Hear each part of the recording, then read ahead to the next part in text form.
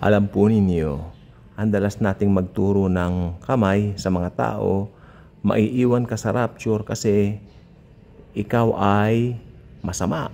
Maiiwan ka sa rapture kasi gumagawa ka nito, gumagawa ka niyan. Pero, not knowingly, itong mga preacher na ganitong estilo ng kanilang mga paraan ng pag-share ng Word of God, hindi po nila alam, hindi naman nila nagagamot yung pinakasugat o pinakalunas kung bakit gayon o ganoon ang ugali ng mga taong yaon. Bagkus, lalo lang nilang pinalalala. Imbis na gamutin, lalong pinalalala. Kasi ganito po yan eh. Alam nyo, ang mga tao ngayon, kabi-kabila ang hilig sa entertainment, kabi-kabila ang hilig sa makabagay na mundo, kabi-kabila ang hilig sa mga bagay na pangsanlibutan lang. Yes. Pero kung titignan po nating mabuti, tulad ng like ko sinasabi, ganun po sila kasi hindi nila narinig ang tunay na gospel. They never heard it. Paano sila maliligtas? Hindi nga sila saved. Okay? Hindi nila kilala si Jesus. Unbelievers po sila. Kaya kung ganun po silang kumilos, hindi sila interesado sa mga pakikinig, sa mga nangangaral ng salita ng Diyos. Akala nila i-condemn sila. Pero pag sinare mo ang good news, napakaganda mo na ito ay kanilang tatanggapin. Although, pag talagang in-reject pa rin, wala na po tayong magagawa doon. Okay? Alam nyo, maraming maiiwan sa rapture kasi unsaved sila. Maiiwan sila kasi hindi sila naniwala doon sa ginawa ni Kristo sa krus. Paano nila malalaman yung ginawa ngayon ni Christ sa krus kung hindi mo ito i-share sa kanila? Okay? Kaya alam nyo, talagang marami pong maiiwan sa rapture. Especially yung mahilig sa mga idols, sa mga idolo, no? Yung mga humahanga ng husto sa mga tao. Yan po. Yan po mga yan talagang kalikasan po nila yan. Kasi alam po ba ninyo, tignan po ninyo ha, ang idolatry ay kalikasan po talaga ng mga tao yan. O bakit ko nasabi yan? O sige, pag-aralan nating mabuti. Nung wala pa pong batas, di ba? Nung wala pang batas na ibinibigay ang Diyos kay Moises, kumusta po ang mga tao that time? Nasanay po sila sa mga Diyos-Diyosan, ng mga Egyptians, sa Ehipto, sa Egypt. Nasanay po sila sa iba't iba mga Diyos-Diyosan ng mga ninuno nila. Ewan ko kung saan sila galing, di ba? Pero nung sila po ay nabihag sa Egypt, most likely, talagang lantaran po roon yung idolatry. Hindi po ba? Kaya ano nangyari ngayon? Nung iniligtas po sila ng Diyos laban sa mga mga Egyptians, or should I say, nung dumating po yung time na Exodus, nung sila po ay alisin ng Panginoon doon sa Egypt, sa pamumuno ni Moises, syempre, sila po ay nakarating doon sa lugar na kung saan ay tinawag na po si Moises para pumunta sa bundok. May ibibigay po ang Panginoon sa kanya. Nakahilingan rin naman ng mga tao. Tandaan nyo, kahilingan din ng mga tao yun. Nabigyan mo kami ng batas na para sundin. That's why God summoned o tinawag niya na si Moises para ibigay ito. So natagalan po kasi si Moises doon sa Mount Sinai.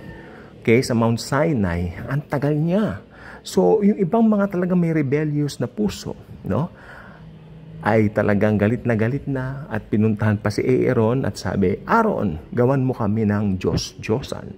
O hindi nila sinabing Diyos-Diyosan, gawan mo kami ng isang Diyos kapa nila na talagang yun ang naglabas sa amin sa Egypt. Nasaan si Moises? Natagalan na. O sabi naman ni Aaron, siguro, ako naniniwala po ako, talagang kinulit nila ng kinulit ng si Aaron. Kaya sabi niya, o sige, ibigay na ninyo rito yung mga nasamsam tawag doon sa Egypt, no? Mga binigay sa kanila ng mga Egyptian ng mga gold. Sige, at hintubugin at nakagawa nga sila ng isang guyang ginto. Ibig sabihin parang baka na ginto na Diyos-Diyosan nila at yun ay sinasamba nila. Sabi nila, ito ang nagpalaya sa amin sa Egypt. Oh my, hindi po ba napakalaking kalapastangan na noon? Ito ang nagpalaya sa amin sa Egypt. So makikita niyo po rito, kung napag-aralan ko dito, talaga nandoon na po talaga yung kwan ng mga tao sa mga idols. Mahilig talaga sila sa idols. So, kaya nung dumating si Moises, yung kauna-unahang utos na ibinigay ng Panginoon sa kanya, huwag kang gagawa ng mga ribulto para sambahin, huwag kang magkaroon ng ibang Diyos liban sa akin. Ayun ang unang nalabag. Yun. Sa galit ni Moises, itinapon niya yung 2 bato na hawak niya. At sabi ng Biblia, 3,000 agad ang namatay doon sa mga nagsamba sa Diyos-Diyosan. Unang commandment pa lang, bagsak na talaga. Amen? So nasa kalikasan na po nila yan kasi hindi sila mananampalataya. Lalo po sa panahon natin ngayon. Kaya ganyan po yung mga tao, bago dumating ang rapture, busy sila sa mga makamundong gawain. Hindi po ba? Until darating na po ang araw ng rapture at sila po ay maiiwan dito. Kaya sila naiwan dito ay dahil dalawa lang pong bagay yan. Either sila po ay talagang matigas lang ang puso, okay? Mas masaklap po yun. Pangalawa, o talagang hindi talaga sila handa. Dahil sa mga bagay ng makamundo. Alam niyo po bang napakarami mga bagay na makamundo na talagang uusbong bago dumating ang rapture? Yun po ang paniniwala ko talaga. Dahil yung mga tao, those things will keep those people too busy to listen to the Word of God. Alam niyo po ba nakakatawa? Or should I say nakakalungkot? Pero syempre, kung alam naman natin ang katotohanan, parang katawa-tawa yan kung tutuusin, pero nakakalungkot po talaga dahil yung espiritu ng mga taong tumatawa dito po sa gospel, sila po ay talagang mapapahamak. Ilang beses po kaming pinaalis, no? Sabi, nagsasiyang kami ng oras. O iba, tinatanong pa, pagkakakitaan daw po itong ginagawa namin. Tanghali na raw, nasa labas pa kami. Nag-share ng good news. Pinababayaan lang po namin. Ngayon, kung saan yung mga bahay o lugar na kami ay tanggap, doon kami pumupunta. Pero kung mga talagang tinataboy naman kami, maalis po kami. Yung isang kasamahan namin talagang hindi nasanay, 2 ulit lang sumama sa amin, parang ayaw niya na, parang hindi sanay. O sabi ko, hindi pa po kayo sanay sa ganun. Okay lang po yun. Okay. Kaya, pero alam niyo yung mga taong ganyan na matigas ang puso sa gospel, yan po ang mga maiiwan. Dahil ang rapture po, tandaan nyo, it's an imminent event. Ibig sabihin yan, wala po siyang signs, darating po siyang bigla. Kaya kay palad nung mga nagtiwala na kay Kristo bilang Panginoon at tagapagligtas ng kanilang mga buhay, dahil tiyak mararapture po tayo. Totoo po ang pre-tribulation rapture. Hindi yung mid-trib, hindi lalo yung post-trib, ni pre-tribulation, ang biblical. Dahil ito po ay talagang harmonize sa scripture. Okay? Rightly dividing the word of truth, sabi ni Apostle Paul. Si Apostle Paul po, apostol ng mga hentil na pinagkalooban ng biyaya. Kaya itong sinasabi ko po sa inyo, hayaan natin sila, no? Ayoko pong sabihin yan. Keep sharing the word of God. Especially doon sa mga taong ligaw na talagang mahilig sa mga idols, idolatry, celebrities, and all that. That's not good. Ayan pa rin ang pinagkakaabalahan nila. Parating na ang Lord. Iba na po ang panahon ngayon. Makinig pong mabuti. Nagkaroon po ng great reset right after the COVID-19 pandemic. Lord, sabi ko, may hindi po ako maunawaan sa mundo. May nagbago, Panginoon. Since 2022, naiisip po na, ano po ba yung nagbago? Lord, reveal it to me, reveal it to me. Then until, ang tawag doon pala, Great Reset. Nagkaroon na ng Great Reset. Marami nang nabago.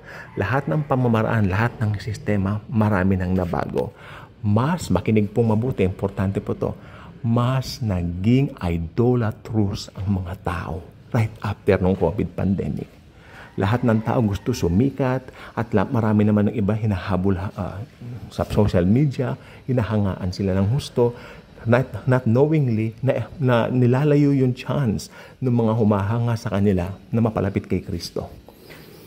Ginagamit po ni Satanas yan, yung industriya na yan, para ilayo ang mga tao kay Kristo. Lantaran kung sasabihin yan. Parating na si Jesucristo, ganyan pa rin ang ginagawa nila.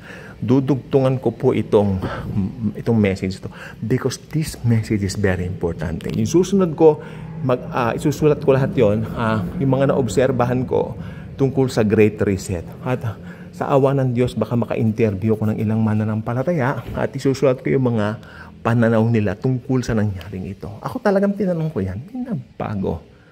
Ano ba nagbago? Nagsalamin ako. Itsura ko, ganun pa rin. Mga kaibigan ko, ganun pa rin itsura. No, may something akong naramdaman na talagang may nagbago sa mundo. And that's the great reason. God bless.